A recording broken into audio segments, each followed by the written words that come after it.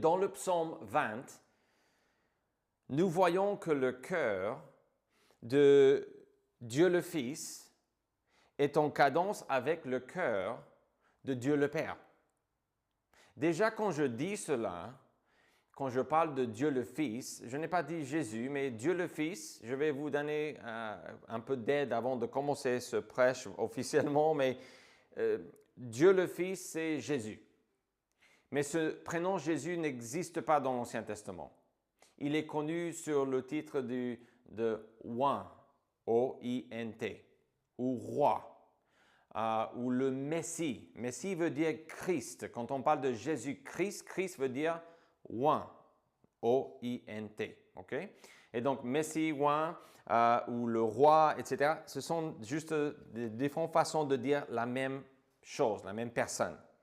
Ce qu'on voit dans la parole de Dieu, dans le Nouveau Testament, est que Jésus, quand il était sur la terre, il a dit aux gens, quand tu vois le Père, ou quand tu me vois, tu vois le Père. Et là, les Juifs n'ont pas apprécié ceci. Jésus était un Juif, évidemment, mais ils n'ont pas apprécié ceci parce qu'ils ne croyaient pas vraiment que Jésus était, premièrement, fils de Dieu. Certains ne croyaient pas que Dieu avait un fils qui était autour de lui.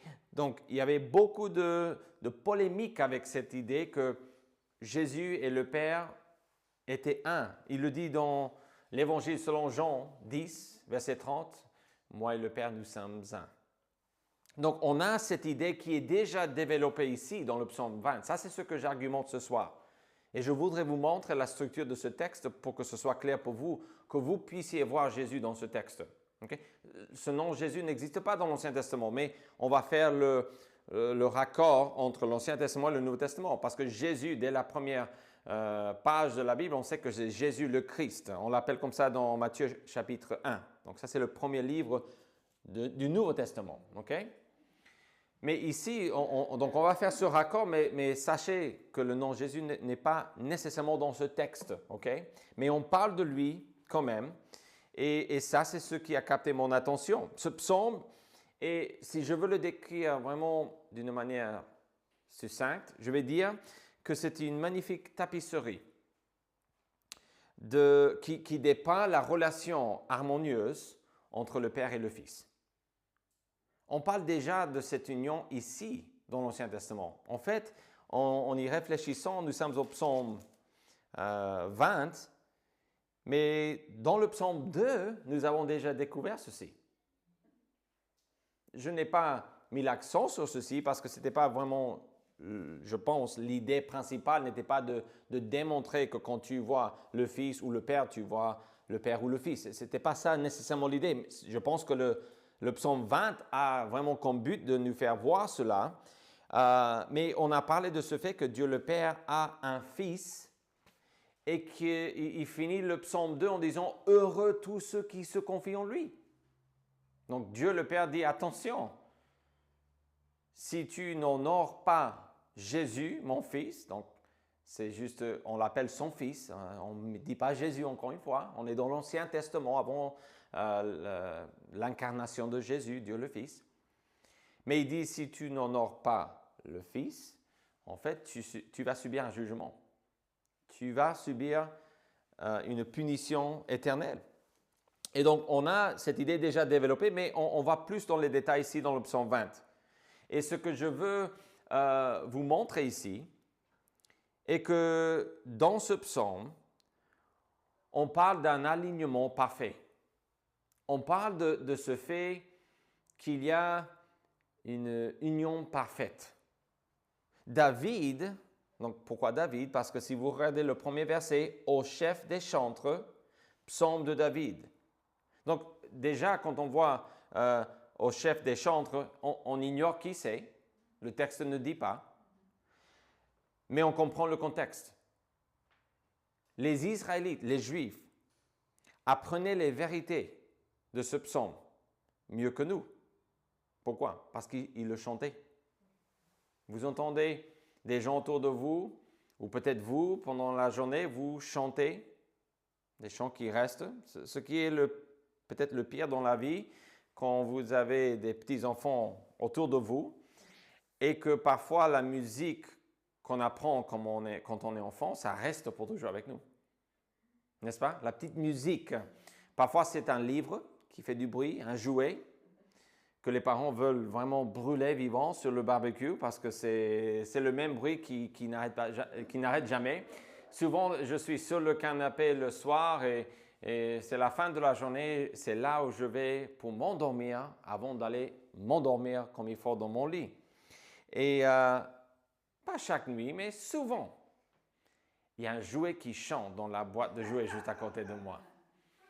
Et il y avait une fois, j'ai entendu, c'est quoi? Mon échelle est faite pour sauver les gens. Mais il le disait en anglais, my ladder is for saving people. Mon échelle est là pour sauver des gens. C'était un petit camion de pompiers, je pense, ou quelque chose comme ça. Vraiment, je n'avais pas envie de sauver ce jouet quand j'ai entendu ça tard la nuit comme ça, quand j'essayais de dormir sur mon canapé. Mais ils apprenaient ces vérités en les chantant. Donc, ça reste avec eux. Et les chants nous permettent, comme on parlait chaque mois, je vous présente un verset à mémoriser, n'est-ce pas? Lévitique 20-26, c'est notre texte à méditer dans cette période de notre culte et notre vie d'église. Mais la musique, ça reste avec nous. Et donc, il faut comprendre le contexte ici. Quand on dit au chef des chantres, psaume de David, on identifie que c'est David l'auteur humain. Bien sûr que c'est la parole de Dieu. Mais Dieu va aider David pour écrire sa parole ici. Et c'est pour faire de la musique. Donc, ça veut dire qu'ils vont écouter ceci non seulement une fois comme nous avons lu peut-être 1, 2 ou 3 ou peut-être 20 fois. Cette semaine, nous avons lu ce texte ou entendu ce texte peut-être. Mais eux, ils le chantaient. Et donc, il y avait vraiment cette puissance et capacité d'apprendre la parole de Dieu.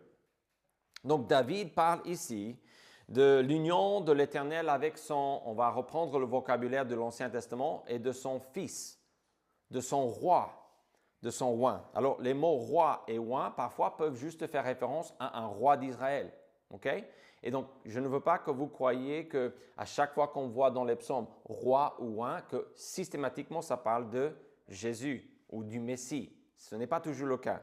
Mais j'avance que c'est le cas ici dans ce psaume et je vais vous montrer pourquoi dans un instant. Mais le psaume 2 nous a déjà, comme je vous disais, nous a déjà présenté cet aspect ou vérité que Dieu a un fils et ils vivent dans la harmonie totale.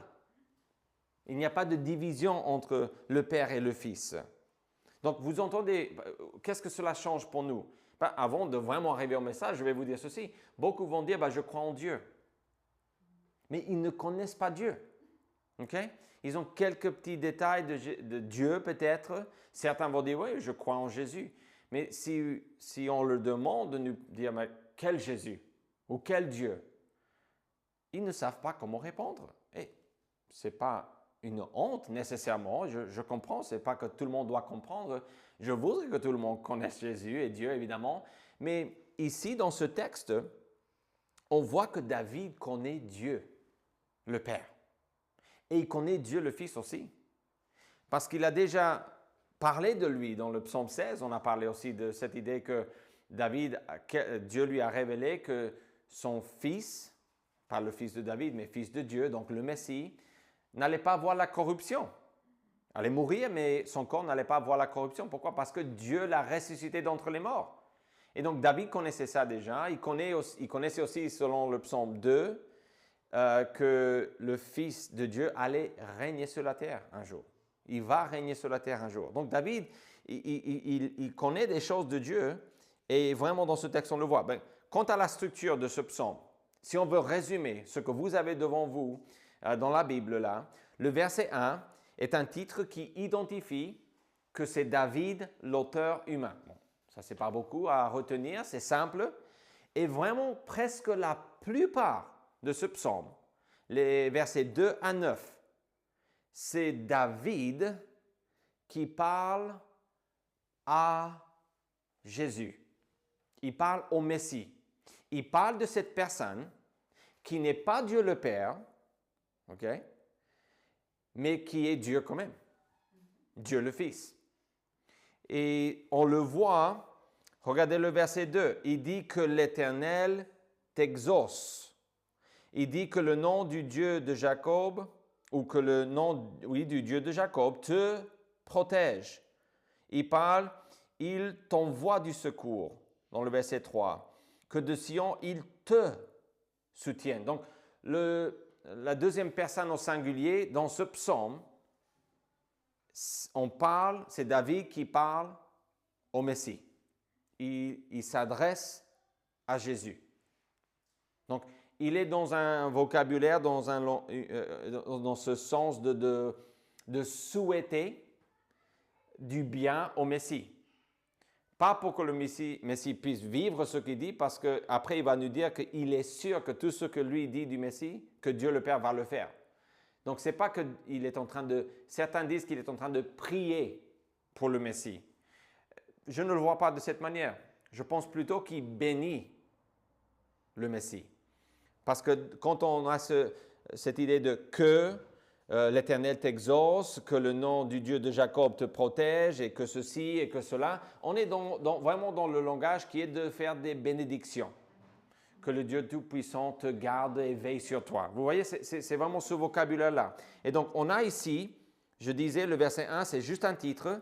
Les versets 2 à 9, ce n'est pas une conversation entre David et le Messie parce que le Messie ne répond pas.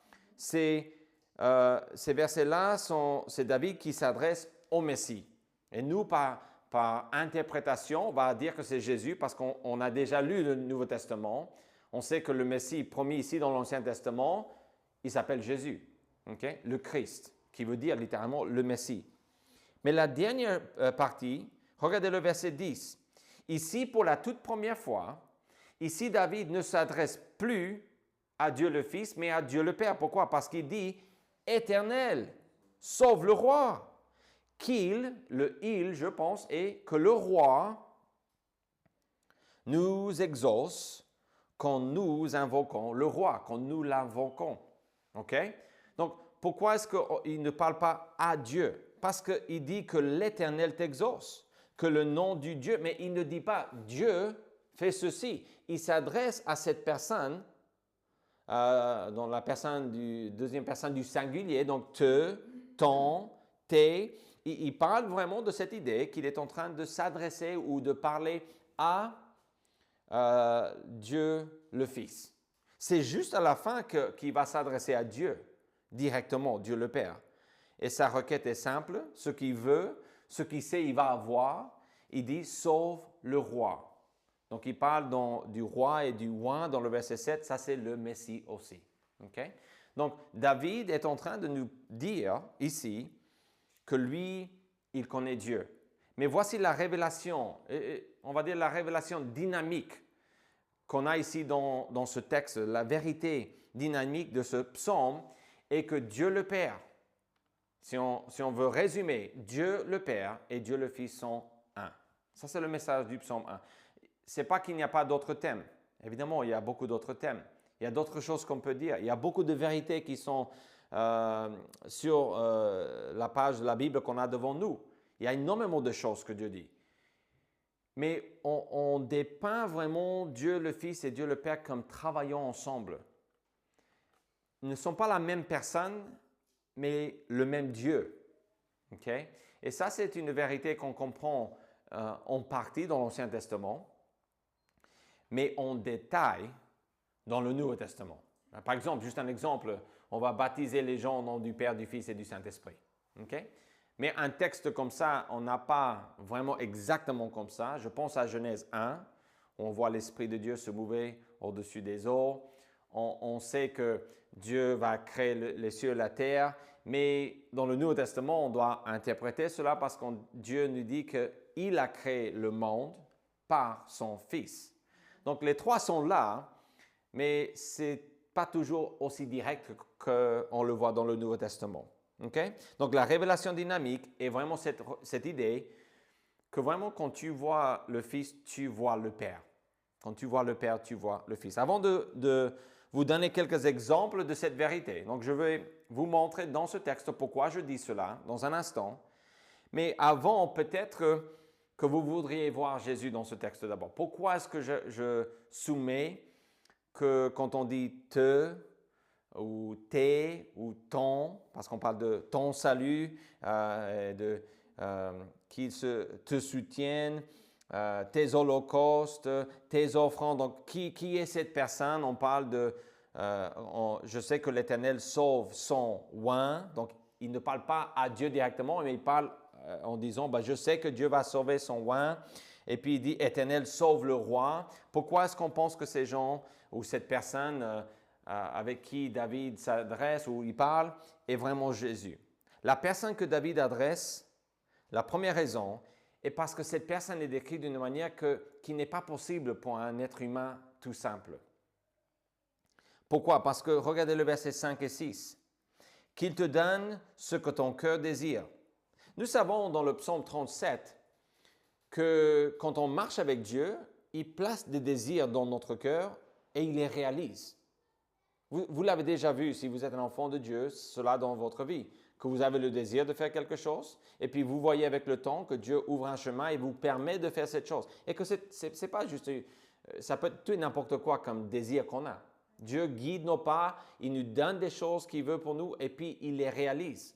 Peut-être petit à petit, ce n'est pas toujours qu'on a le désir et puis tout de suite c'est là. Ce n'est pas vraiment instantanément qu'on a les choses qu'on veut, mais cette relation existe. Mais voici, regardez ce qu'il dit dans le verset 5. « Et qu'il accomplisse tous tes desseins. » En fait, desseins, on le met ici au pluriel, mais c'est au singulier en hébreu. Et ça ne change pas grand-chose. C'est l'idée que vraiment ce que le Fils veut faire, ce que cette personne veut faire en tout cas, va avoir lieu, sans exception.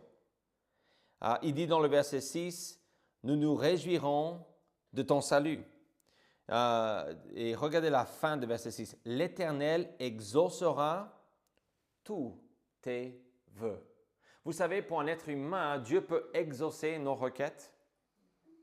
Amen, c'est comme ça. Dieu, il répond à nos prières. Il peut répondre à nos prières et il le fait selon son plan et sa volonté. Mais ce que je peux dire de vous et de moi est que Dieu ne répond pas à chaque chose que nous demandons. Et heureusement qu'il ne le fait pas, n'est-ce pas? J'ai déjà demandé des choses que heureusement Dieu ne m'a pas accordées. Mais cette personne qui est décrite ici, David dit que Dieu vraiment fasse tout ce que tu veux. Et ça a capté mon attention. Je me suis dit, oh, là c'est un problème. Parce que même Jésus-Christ, quand il était sur la terre, il a expliqué que si tu pries en mon nom, tu auras tout ce que tu demandes. Mais la condition est là. En mon nom veut dire selon ma volonté.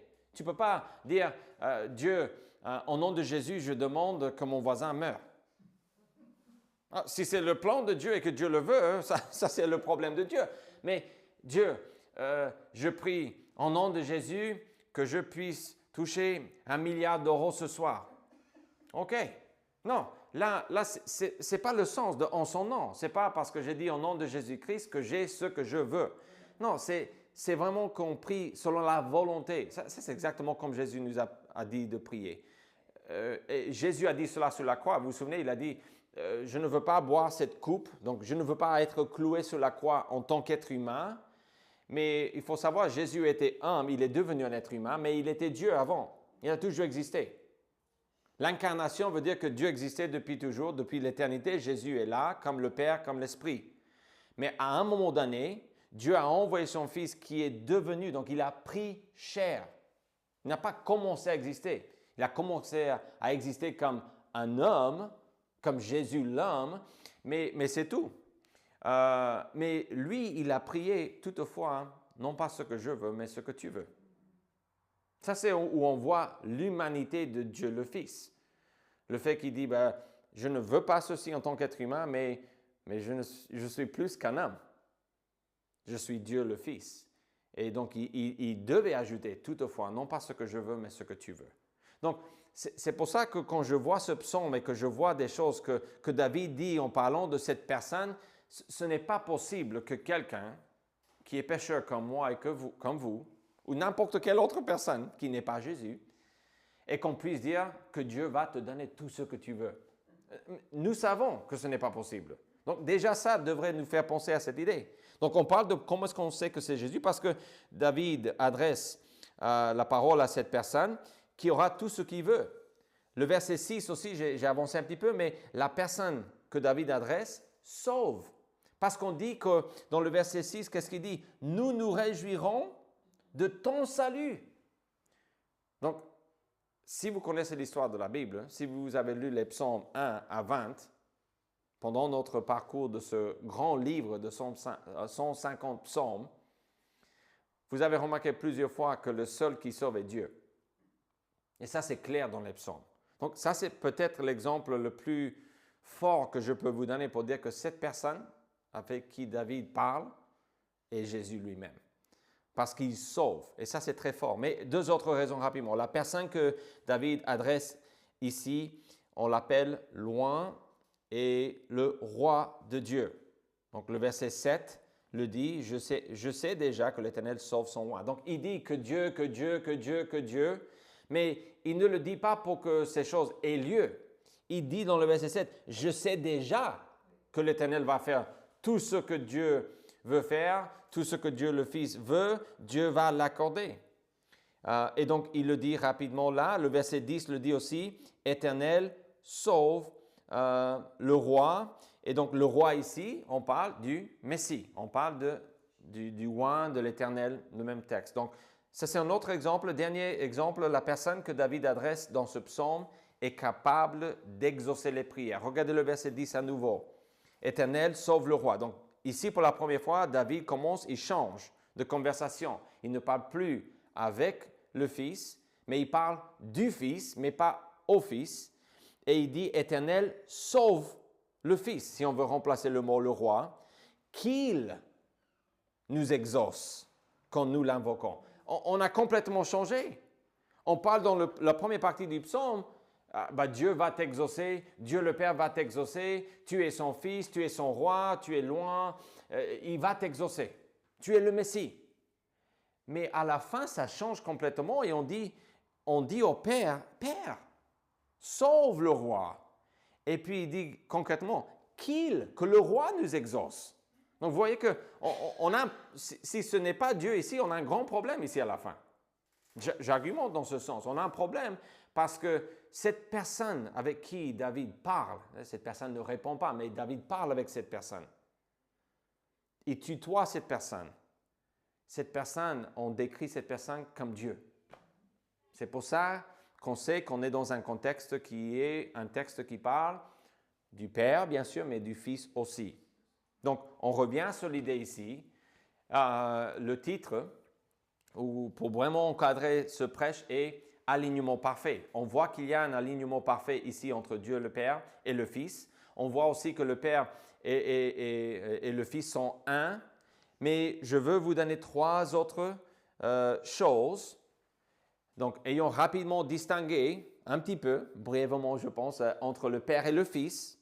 Parce que si vous ne voyez pas le Fils ici, ça ne sert à rien de continuer avec ce prêche, parce que ça ne va pas vraiment vous aider beaucoup. Mais on a distingué entre le Père et le Fils. Je vais vous donner trois preuves dans ce psaume, comme quoi le Père et le Fils sont alignés parfaitement. Qu'est-ce qu'on peut dire par rapport à cette idée? On a trois choses. Le Père et le Fils répondent à nos prières ensemble. Ils exaucent, autrement dit, ensemble. Les deux. Regardez le verset 2.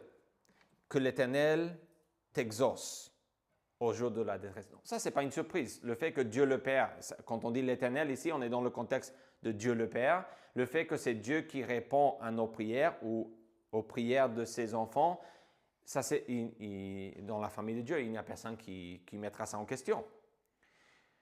Mais dans ce psaume, si vous regardez encore une fois à la fin, on dit à Dieu qu'il y a quelqu'un d'autre qui peut aussi exaucer nos prières. Et c'est ce roi. Il dit, Éternel, sauve le roi, qu'il nous exauce quand nous l'invoquons. Est-ce que vous le voyez? On est en train de mélanger Dieu le Père avec quelqu'un d'autre. C'est pour ça que quand on voit un texte, je vous ai déjà dit ceci quand on a parcouru le livre de l'Exode ou Genèse, quand on voit dans la Bible que la Bible dit qu'il y a un homme qui se présente et que dans l'histoire qui est dans ce texte, n'importe quel texte qui décrit un homme qui apparaît, qui reçoit de l'adoration des hommes, ou car tout à l'heure, plus loin dans l'histoire, et on voit qu'il est nommé ou appelé Éternel ou Dieu, ça veut dire que cet homme est Jésus. Okay? Parce que le seul qu'on peut voir dans la Trinité, donc Dieu le Fils, Dieu le Père, le Fils et le Saint-Esprit, le seul qu'on peut voir, c'est Jésus. Il est le seul qui a un corps. Okay? Donc, quand Dieu dit « il n'y a personne qui peut me voir et vivre », ça c'est Dieu le Père qui dit une telle chose. Puisque le Nouveau Testament le rend clair, Jésus est manifeste, prouve, il démontre, il est visuellement qui Dieu le Père est, pas en secret, mais en esprit. Il est Dieu incarné. Okay? Donc, dans l'Ancien Testament, on a vraiment des fois Jésus qui est pré-incarné. On l'appelle comme ça. Et c'est uniquement quand on parle d'un ange, de l'Éternel, parfois on le dit comme ça, ou un homme parfois, et on voit plus loin que cet homme ou cet ange, en fait, en réalité, c'est Dieu. Comme celui qui a lutté avec Jacob, vous vous souvenez? C'est un ange. Et puis à la fin de cette histoire de lutte, Jacob dit, mais j'ai vu Dieu face à face. Et donc, on ne dirait pas cela d'un ange. Vous voyez? Donc, c'est soit un ange, c'est soit un Dieu. C'est parce que les gens ne savaient pas si c'était Dieu au début ou pas. Ils voient un homme, c'est tout. Ils voient un ange, ils ont vu un ange, c'est tout. Mais après, en luttant avec cet homme ou cet ange, Jacob réalise que il luttait avec Dieu. Et ça ne devrait pas être étonnant dans l'histoire de la Bible de trouver des choses comme ça. Donc, le Père et le Fils exaucent ensemble, mais on voit aussi que le Père et le Fils sauvent. Dans ce texte, on emploie le mot « sauve » ou « salut » 3 fois. 3 fois. Et à chaque fois, pas à chaque fois, on parle de Dieu à chaque fois, mais pas de la même personne de la Trinité. Par exemple, dans le verset 6, c'est David, souvenez-vous que les versets 2 à 9, c'est David qui parle à Jésus, au Messie. Il dit, « Nous nous réjouirons de ton salut. » En fait, à chaque fois qu'on parle quand il tutoie, il parle de cette même personne, qu'on a déjà identifié comme Dieu, le Fils, okay, le Messie. Mais il dit ici que nous nous réjouirons de ton salut. Quand nous avons lu le verset 4, qu'il se souvienne de toutes tes offrandes et qu'il agrée tes holocaustes, pause. N'importe qui peut offrir des offrandes à Dieu. C'était le but du livre du Lévitique. Donc, tout seul, le verset 4 n'est pas vraiment un argument tout seul pour le fait que cette personne avec qui David parle est Jésus, est Dieu. Mais quand on met le verset 4, en sachant que « et qu'il agrée », c'est vraiment littéralement « ton holocauste », quand on le met avec le verset 6, « nous nous réjouirons de ton salut », ça me fait penser au sacrifice de Jésus-Christ. Parce que dans le livre du Lévitique, on voit qu'il y avait des sacrifices à faire pour avoir le pardon des péchés et qu'on avait aussi besoin d'un prêtre, d'un sacrificateur. En fait, dans le Nouveau Testament, on arrive à vraiment résumer le livre du Lévitique vraiment avec une petite phrase. Jésus-Christ est notre sacrifice et notre sacrificateur.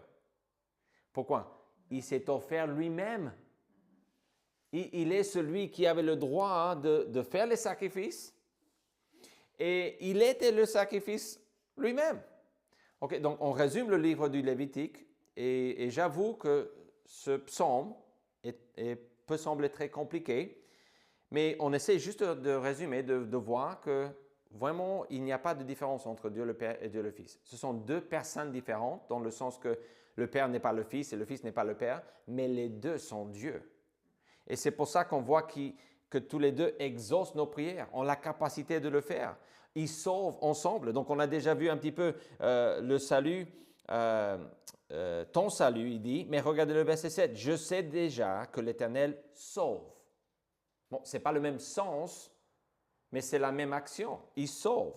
En fait, on le dit dans le verset 10. « Éternel sauve le roi. » Donc, les deux sont décrits comme des sauveurs. Okay? Dans ce texte. Mais il y a aussi une dernière petite chose qu'il faut savoir pour comprendre cette dynamique d'être aligné parfaitement quand on parle de Dieu le Père et Dieu le Fils. Et c'est cette idée que le Père et le Fils ont la même volonté, ont le même cœur.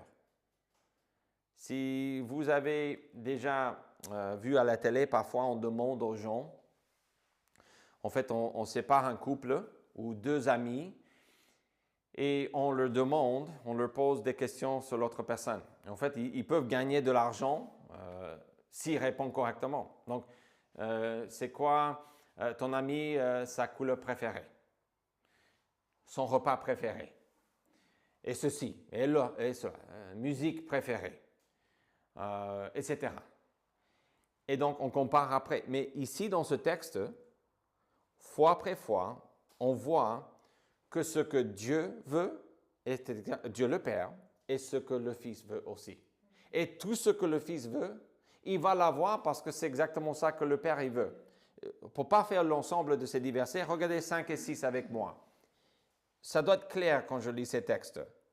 Donc David, il est toujours dans cette idée de bénir le Messie. Il dit qu'il, c'est Dieu, que l'Éternel, qu'il te donne ce que ton cœur désire et qu'il accomplisse tous tes desseins. Nous nous réjouirons de ton salut, nous lèverons l'étendard au nom de notre Dieu. Notre Dieu, c'est le Père, je pense, dans ce contexte. L'Éternel, ça c'est Dieu le Père, exaucera tous les vœux du Messie, de Jésus. Parce que souvenez-vous que quand on tutoie dans ce texte, on parle de Jésus. On ne parle pas de Dieu. Ici, David n'est pas en train de tutoyer Dieu dans la première partie, je pense, de ce texte. Donc, on a ici cette idée que ce que Dieu, le Père, veut, le Fils le veut aussi. Comment est-ce possible en tant qu'enfant de Dieu d'avoir ce que nous désirons?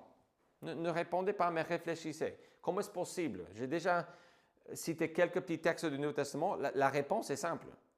Quand ce que je veux et ce que Dieu veut, je l'aurai, attention, quand Dieu veut que je l'ai. Okay? Ce n'est pas parce que c'est une bonne chose que je vais l'avoir. Avoir une maison est une bonne chose. Avoir une voiture qui ne tombe pas en panne est une bonne chose. N'est-ce pas? Qui serait contre ça?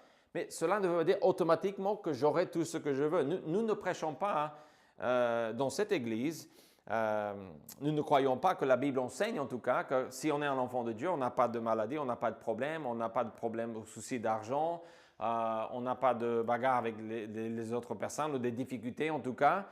Non. Nous constatons, nous savons que nous vivons dans un monde qui est pourri, un monde qui est rempli de péchés. Nous constatons dans nos propres vies que nous sommes remplis de péchés parce que nous pensons les choses que nous ne voulons pas penser. Nous disons les choses que nous ne voulons pas dire. Et même quand on ne dit pas les choses qu'il ne faut pas dire, on les pense quand même. Et on voudrait avoir la force parfois juste de pouvoir une fois, juste une fois, pouvoir dire à cette personne vraiment ce qu'on pense. Mes chers amis, on est tous comme ça. On est tous comme ça. Et ça, c'est le péché. Et donc, mon idée ici n'est pas de dire vous êtes des pécheurs et moi je ne suis pas. On est des pécheurs, mes chers amis. On est comme ça. On a besoin d'un sauveur. Mais Dieu, le Fils et le Père, comment est-ce possible que Dieu le Père puisse vraiment accorder tout ce que cette personne veut, le Fils veut? Parce que comme Jésus-Christ a dit, beaucoup plus loin dans le Nouveau Testament, après l'incarnation de Jésus, il a dit « Je fais toujours ce qui lui est agréable ». Jean 8, 29. « Je fais toujours ». Le Père est avec moi et je suis avec lui. Si tu me vois, Jésus a dit, tu vois le Père. Un de ses disciples a dit, écoute, montre-nous le Père, Jean 14, et cela nous suffit. Écoute, tu es vraiment un cool pote, vraiment, tu es merveilleux, mais sincèrement, montre-nous le chef, quoi. Montre-nous le patron, le Père. Et Jésus lui dit, écoute, si je suis là avec vous depuis combien de temps et tu ne m'as pas encore vu? Qu'est-ce que Jésus est en train de dire? Il est en train de dire ce que le psaume 20 et beaucoup d'autres textes avant ont déjà mis dans la parole de Dieu comme révélation. Donc, ce qui m'a encouragé ici est qu'on n'a pas besoin d'attendre pour le Nouveau Testament pour connaître Jésus-Christ. Souvent, on se demande comment est-ce que les gens de l'Ancien Testament Comment est-ce qu'ils croyaient en la bonne nouvelle de Jésus-Christ s'ils ne le connaissaient pas? Mais ils le connaissaient. Je ne dis pas avec les mêmes détails que nous, mais ils le connaissaient. Parce que si on revoit cette liste des choses que David dit, en fait, on réalise que David connaissait énormément de choses sur le Messie. À la lettre, il dit que l'Éternel t'exauce au jour de la détresse. Et il dit, te soutienne, te protège, il te réponde, qu'il se souvienne de toutes tes offrandes, que tout ce que tu veux ait lieu. Et puis il dit, mais je sais déjà, je sais déjà, je ne prie pas comme ça hein, pour que Jésus puisse avoir ce qu'il doit avoir. Non, je sais déjà que Dieu va faire tout ce que j'ai dit. Pas parce que je l'ai dit, mais parce que je connais Jésus. Et je connais le Père. Est-ce que nous connaissons Dieu comme ça? Connaissons-nous Dieu le Fils et Dieu le Père de cette manière, en détail comme ça? Alors, quand tu vois Jésus, tu vois le Père. On résume. Ça c'est résumé, mais aussi un petit peu d'application. Et on revient un petit peu à notre contexte d'aujourd'hui, parce qu'on parle de Jésus. Pourquoi? Car ces deux sont un. Un seul Dieu, selon le Nouveau Testament, qui existe en trois personnes. Trois personnes. On découvre que ces trois, dans plusieurs textes, évidemment, j'ai cité Matthieu, qu'il faut baptiser au nom du Père, du Fils et du Saint-Esprit. On baptise les gens au nom de Dieu, pas au nom d'une église, pas au nom d'un pasteur. Tout ça n'a pas d'importance. C'est au nom de Dieu. C'est ce qui est dans la Bible qui compte. Mais voilà comment on peut aller un petit peu plus loin avant de finir. Pour être en cadence avec Dieu le Père, il faut l'être avec Dieu le Fils. Cette idée de cadence, c'est comme rythme. Si nous allons connaître Dieu le Père, on ne peut pas le faire sans connaître Dieu le Fils. C'est tout simplement cela. Pour être en cadence avec le Père, il faut l'être aussi avec le Fils. Beaucoup disent connaître Dieu, beaucoup disent connaître Jésus, mais ce que j'ai décrit ce soir dans ce prêche, beaucoup l'ignorent. Beaucoup ne sauraient pas insister sur ce que nous venons de voir. Et on est dans les psaumes ici. On n'est pas dans le Nouveau Testament qui débute avec la naissance de Zacharie, pas de Zacharie, mais du fils de Zacharie, Jean-Baptiste, et puis éventuellement de Jésus, etc. Donc, on n'est même pas encore là. On est dans l'Ancien Testament. Souvenez-vous, l'Ancien Testament, 39 livres de la Bible, on résume. Dieu promet le Messie. Nouveau Testament, si on résume vraiment simplement, le Messie est venu. Et il revient. Ça, c'est vraiment la Bible, 66 livres de la Bible, en résumé, en deux petites phrases. Écoutez quelques textes du Nouveau Testament cette fois-ci, pour relier ce texte avec le Nouveau Testament. 1 Jean 5, j'espère que c'est bien 1 Jean, je pense que oui. Mais j'étais en train de copier Jean et puis 1 Jean, et parfois ce n'est pas le bon, mais ici la Bible dit, et voici ce témoignage, c'est que Dieu nous a donné la vie éternelle et que cette vie est dans son Fils. Celui qui a le Fils a la vie, celui qui n'a pas le Fils de Dieu n'a pas la vie. Donc Dieu dit que si vous voulez la vie, il faut passer par Jésus-Christ, son Fils. Ça c'est 1 Jean 5, 11 à 12. Si vous avez la Bible de notre Église, c'est la page 931. Mais dans le même livre, il faut, je pense, sur la page qui vient juste avant, 930, 1 Jean 2, 23 dit ceci, « Quiconque nie le Fils n'a pas non plus le Père. Quiconque confesse le Fils a aussi le Père. » C'est la même chose. Je suis juste en train de vous montrer d'autres textes qui disent exactement la même chose qu'on a constaté. Bien sûr que c'est plus clair, je pense, dans un sens, dans ces textes ici, du Nouveau Testament. Mais ce que je veux démontrer est que c'est déjà là dans l'Ancien Testament. Et ça, c'est ce qui est impressionnant. Un dernier texte, et j'ai fait allusion à ce texte, j'ai cité une petite partie de ce texte, mais c'est Jean 14. Donc, on n'est plus dans 1 Jean. On revient à la page 820 dans notre Bible, Jean 14, 6 et 7. Jésus lui dit, « Je suis le chemin, la vérité et la vie. Nul ne vient au Père que par moi. Si vous me connaissiez, vous connaîtriez aussi mon Père. Et dès maintenant, vous le connaissez et vous l'avez vu.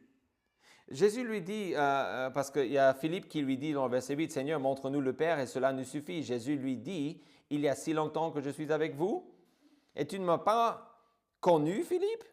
Celui qui m'a vu, il dit, a vu le Père.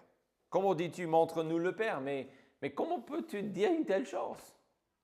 Pourquoi? Parce que cette dynamique, cette vérité dynamique et le fait que le Père et le Fils, il n'y a pas de désaccord entre eux.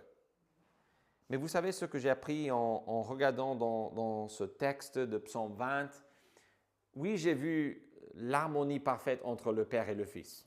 J'essaie de vous montrer cela à travers ce prêche. Mais je vois aussi l'harmonie entre David et Dieu le Père et Dieu le Fils. Parce que ce que David dit du Fils et du Père décrit exactement la réalité des choses. Et lui, il ne dit pas n'importe quoi quand il prie. Et donc peut-être vous vous dites, mais comment est-ce possible que je puisse être aligné avec Dieu? Je ne dis pas qu'on va avoir la même relation que le Père et le Fils. Mais David, il marchait en harmonie avec Dieu, il connaissait Dieu, le Père et le Fils. Donc dans ce psaume, David démontre son alliance avec Dieu, le Fils, le Messie, avec Dieu le Père, parce qu'il croit au Messie, tout comme il croit au Père. On le voit. Pour lui, dans les paroles de Jésus, celui qui m'a vu a vu le Père. Donc lui, il voyait vraiment, si tu connais le Messie, tu connais le Père. Il le voyait de cette manière. Et ce n'est pas un principe qui est nouveau. Les psaumes avancent cette idée bien avant l'évangile selon Jean. Mais David se confiait en le Père pour l'exaucer, pour protéger. Il se confiait en le Père pour faire cela pour le Christ, pour le protéger, le soutenir, d'agréer son sacrifice. Il se confie en le Père pour rester avec le Messie tout au long de son travail. Donc ça, c'est l'idée qui est prise ici. Dieu, sois avec ton Messie. En fait, il vivait dans l'attente de ce Messie. On voit ici qu'il connaissait Dieu. Il connaissait le Père, il connaissait le Fils. Et il se confiait en les deux. Et il voulait même à la fin, il dit que ton Fils nous exauce quand on l'invoque. Donc pour lui, il n'y avait pas de différence. Il parle dans ce texte, je pense, de comment nous pouvons être alignés avec Dieu. Et je pense que tout simplement, si on veut dire en quelques mots, comment vous pouvez être, vraiment vivre en parfaite union avec votre Créateur, avec Dieu, avec son Fils, c'est en le connaissant. Et en le connaissant selon la parole de Dieu, qui il est vraiment. Pas ce que vous pensez, ce qu'on vous a dit, mais qui il est dans la parole de Dieu. En le connaissant et en vous confiant en lui. Je vous fais revoir un texte. C'était le psaume 2, verset 12. La parole de Dieu dit ceci. « Car sa colère est prompte à s'enflammer. Heureux tous ceux qui se confient en lui. » Lui ici, c'est le Fils, parce qu'il dit « baisez le Fils de peur qu'il ne s'irrite ». Donc Dieu le Père parle ici et il parle d'avoir un Fils. Il dit « tu es mon Fils » dans le verset 7. Il dit « baisez le Fils » et il dit « heureux tous ceux qui se confient en lui ». Donc Dieu le Père lui-même dans le psaume 2 dit « mon Fils est à craindre ». Il faut se confier en lui. Donc si vous voulez vraiment connaître cette idée d'être en cadence, en harmonie avec Dieu et avec son Fils, il faut connaître qui ils sont et vous confier en eux. La réalité est que Dieu, le Père, a envoyé Dieu le Fils pour mourir sur la croix. Pourquoi? Pour nous sauver de nos péchés. Il l'a fait par amour. Il l'a fait parce qu'il a promis qu'il allait envoyer quelqu'un. Dès que l'être humain a choisi de faire le contraire à la volonté de Dieu, ça c'est Genèse 3, le péché est entré dans le monde. Et ça explique les maladies, les injustices, les problèmes, les difficultés de ce monde viennent de là, Genèse 3. Mais Dieu, dès que l'homme a péché, il a promis dans sa grâce quelqu'un pour gérer ce problème. Ce problème a été géré par Jésus-Christ lui-même, qui est le sacrifice et le sacrificateur qui s'est offert lui-même pour les péchés du monde entier, pour nous sauver. Père Céleste, je te remercie pour ton amour pour nous, pour ton Fils que tu as envoyé dans le monde. Je te demande, Seigneur, de nous aider à te connaître et à nous confier en toi. Au nom de Jésus-Christ, nous prions. Amen.